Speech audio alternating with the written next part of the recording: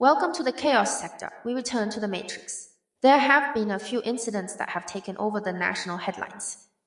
Everyone falls over themselves trying to be the first to report on it, spinning out of control, classic bird brain hysteria.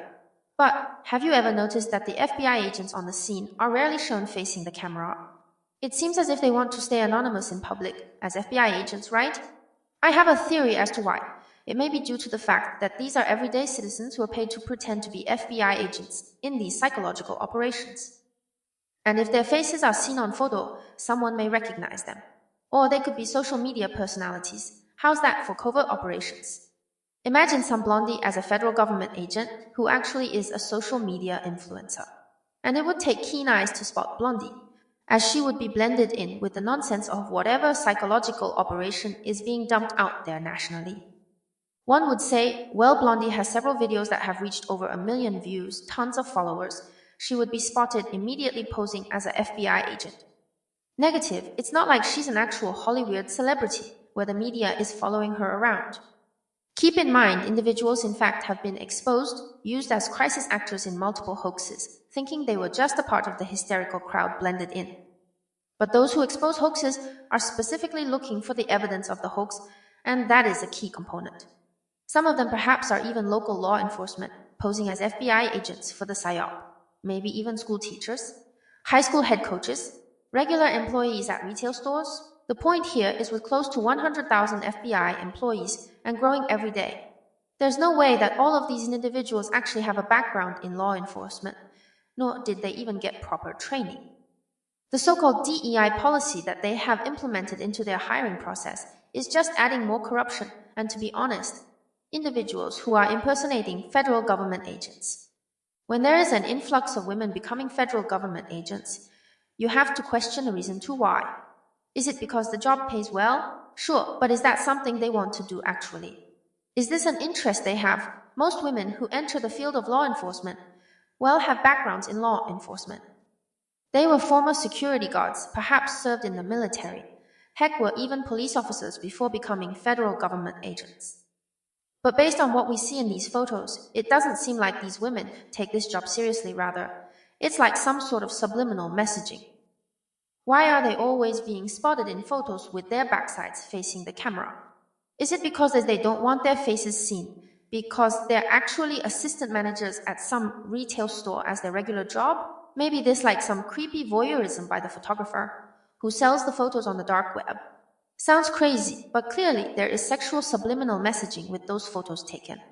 In addition, none of them, including the men, clearly aren't doing a good job, right? I mean, with all the so-called mass shootings over the decades, multiple terrorist attacks, what exactly are they doing? If not tracking potential dangerous individuals. Oh, but when it comes to a citizen who is critical of the federal government, speaks truth to power, oh, they're watching these citizens like hawk, you see? Yet the dangerous individuals are running around, loading up their arsenal, shopping for weapons, bombs, chemicals, to commit mass murder right under their noses. Yeah, something isn't adding up, and those events are just that, scripted events. A so-called Islamic terrorist attacks Bourbon Street in New Orleans, driving through the crowded streets after detonating bombs he had sat in the area. So, nobody noticed him placing the bombs anywhere. Oh, let me guess, everyone was so plastered on New Year's, they thought he was setting off the fireworks. Yeah, okay. In addition, they've just released a report that he set fire at rental property prior to the bombings. Oh, okay, yeah. Quote, New Orleans Terrace suspects set fire at rental property prior to attack, according to the FBI, unquote. Why are they saying terrorist suspect? He's not a suspect, he's a terrorist, right?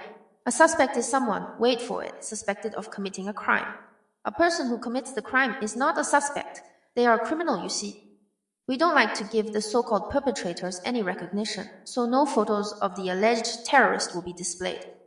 That's what they want, everyone plastering his photos all over cyberspace. You're not getting the attention you seek from the chaos. Quote, the driver behind the deadly terrorist New Year's attack in New Orleans set fire to his rental property in an effort to destroy bomb-making evidence prior to the attack, the FBI and the ATF said. Unquote. Now, where are they getting this evidence from? The rental property's owner. How would they know he tried to get rid of evidence prior to the bombings? What would be proof of that? Let's find out. Quote, in a joint statement on Friday, the agencies revealed that they believe 42-year-old Shamsuddin Jabbar set a small fire in the hallway of his rented Airbnb before the attack, and strategically placed accelerants throughout the house in his effort to destroy it and other evidence of his crime. But they said the fire burned itself out before spreading to other rooms. Let's just continue. Quote, the smoldering of the fire allowed the FBI to recover evidence from the rented Airbnb, including precursors for bomb-making material and a privately made device suspected of being a silencer for a rifle, the agencies said. Unquote. This is all real-time scripted garbage. They create the backstory in real time to convince the public of the motives. So-called developing stories are literally just that, scripts produced on the fly, as the mainstream media reports on the air. So, the so-called terrorist planned to blow up Bourbon Street sometime prior and knew he would get caught and made sure he would destroy the evidence. So this means he wanted to get away with it, right? He's a goddamn terrorist. None of them actually expect to get away. They expect to be killed soon after. Why would a terrorist care about leaving behind evidence of their terrorism? They won't be alive to face that evidence in court against them. This is bullshit. But the opposition dumps this bullshit out there to the public, with the confidence that that public won't collectively call their bluff, you see? Going back to the reporter Jenny Tare, who gained clearance into the home of the bomber. She was immediately put in the hot seat for being able to just walk inside the so-called terrorists' dwellings, despite it not being a complete investigation. But of course, that very same FBI would have given her that ability to just walk inside, you see? That's why everything I mentioned prior is likely the case. In fact, she herself was not dressed like a reporter, more so like a woman going out for a jog in her gray leggings. Leggings? And you're reporting on a terrorist attack? Come on, this tweet states, quote, as it's revealed, he told neighbors he was moving to New Orleans, unquote. Why would he tell them where he is planning to commit acts of terrorism if he was concerned with destroying the evidence he left behind? You see, he wouldn't tell anyone anything, especially people who knew him as neighbors. They're trying to allude to it being a plan to target New Orleans specifically. I'll get back to that in a moment. But this is an insult to your intelligence. How they just dump garbage out here and expect the public to gobble it up. Let's listen again to her tour throughout the battle station. We are here inside the New Orleans Terrace home. You can see that it's been clearly destroyed, the door at least, from the FBI raid yesterday. But if we walk through the home, we see some signs of what he was up to. He had this work area here, lots of different chemicals splayed around, and different electronics. This is, again, a work setup, left receipts, just very unkempt in here. If we go over here, actually, you can see the Department of Justice documents here, the search warrant, and the property that they recorded here, which seems to be a lot of chemicals. Again, just left in disarray. There's a bedroom back here, and his... Yeah, so the FBI raided the home and didn't think it was a good idea to seal that home up for the investigation. Oh, never mind, we'll leave it wide open for Jenny Leggings to walk in and be potentially exposed to dangerous chemicals. Oh, okay, yeah, that makes sense. What if she suffered from some respiratory infection, inhaling chemicals that she couldn't really smell? Acetone, thallium sulfate, the list goes on, chemicals that you can't really smell. She isn't wearing a mask, which is also odd, right? You're entering a terrorist's home. Don't you think it's best to wear gloves and a mask? Oh, I can't do that. My followers think I'm cute, so I have to show my face. This is what appears to be his collection of religious materials, his Qurans, an open Quran with a passage there, as well as even the Bible here. But mostly books on Islam, and his prayer rug just to the left of me here. And if we go back, there's another bedroom here. You can see he left all these belongings, contact lenses, personal belongings, his bathroom. This seems to be some sort of workspace, again, with other chemicals here. The light's still on, some kind of station set up here. We're not really sure what that was for. In, what we can assume. Okay, so she really put the independent in independent journalism, because based on what she is assuming and hypothesizing about, clearly indicates that she hasn't been informed by the FBI nor any other law enforcement agency. Now that's within the PSYOPs storyline. A reporter goes rogue and enters an abandoned terrorist's home. Well, because it was abandoned. She didn't contact law enforcement because she would have mentioned that, such as saying something like, "Law enforcement said this," or "The FBI told our team this."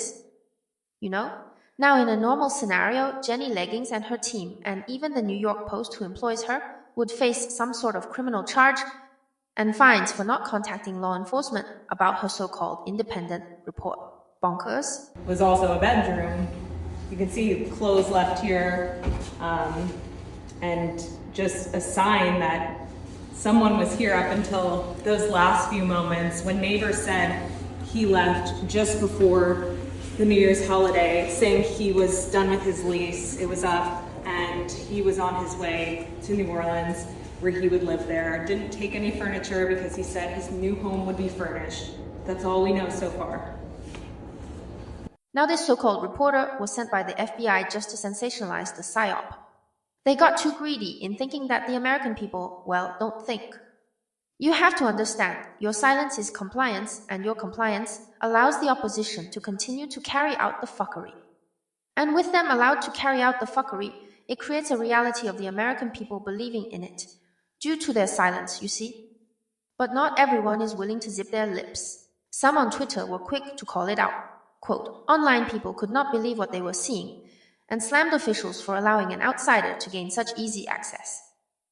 On Twitter, one person raged, quote, "Why were you given this much access 2 days after the event?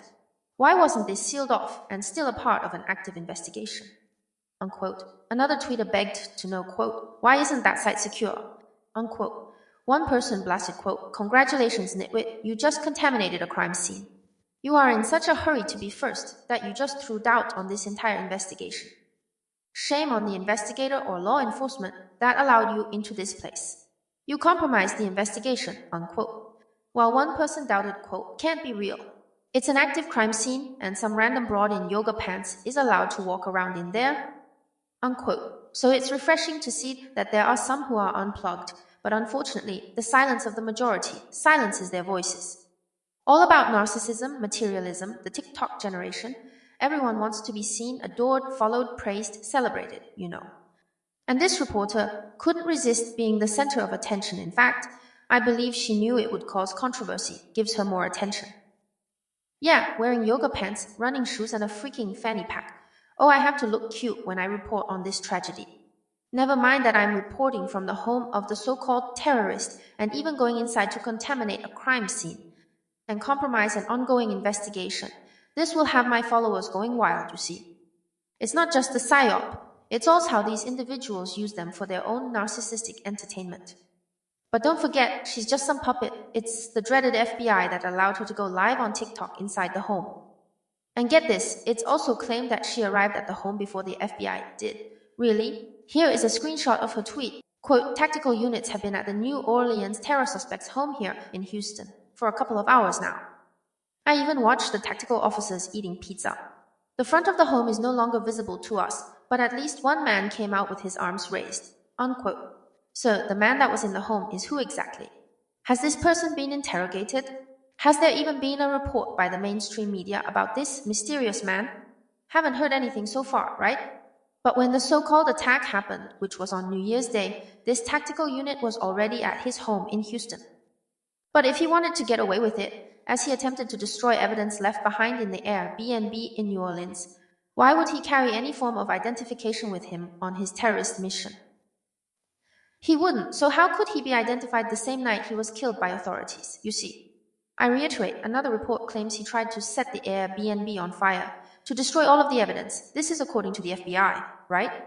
So if he didn't want to leave a trail, why would he leave the biggest trail to the crime, that being his identity? This is just flat out insane. I'm done with this. Oh, before I hand it off, let's address the quote, justified prediction that something like this would happen. Quote, "This was foreseeable and predictable and preventable," writer said. It's clearly a failure of safety and security. The terrorism threat to New Orleans was long apparent. 5 years ago, a New York-based firm was hired to conduct a discreet, confidential physical security and vulnerability assessment of the city's French Quarter. Oh, yeah, good job in reverse foreshadowing. A confidential portion of the firm's report addressed concerns about the threat of a vehicular ramming attack, the New York Times reported.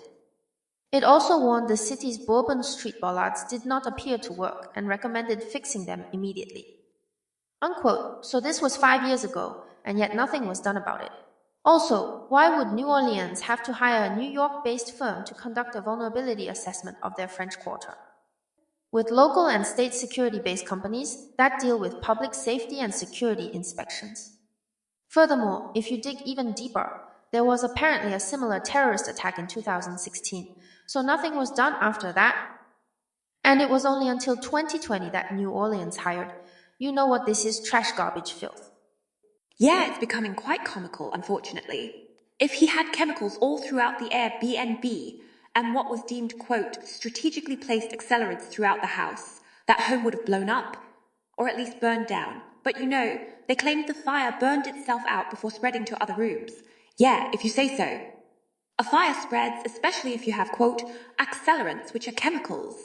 That fire would have been increased in size, then spread quickly in that room, spread onto the walls, tables burned, electronics, you name it, window curtains or blinds would have been on fire, and ultimately that fire would spread to other rooms. Which would lead to a more detailed script, as they would have to produce a scenario where multiple homes were caught on fire and people had to evacuate. And get this, someone would have possibly saw the bomber driving off quickly before the fire.